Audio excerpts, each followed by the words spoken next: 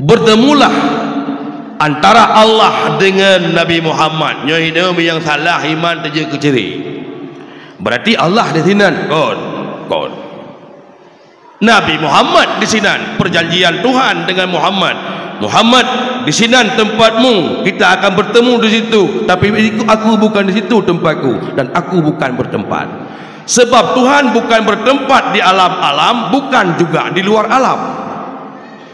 Tak pegang tanya, Allah memang ya bukan dalam alam, tapi di luar alam bertempat juga. Yang jelas Allah bukan di dalam alam, juga Allah bukan di luar alam, karena di luar alam juga namanya tempat. Sekiranya nya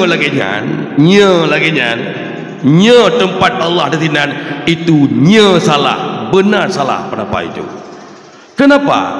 Karena setiap kita sujud di musalla mengatakan subhana rabbiyal a'la wa bihamdi, maha suci Allah yang maha tinggi, segala pujian milikmu ya Allah. Berarti Allah di bawah tikar musalla.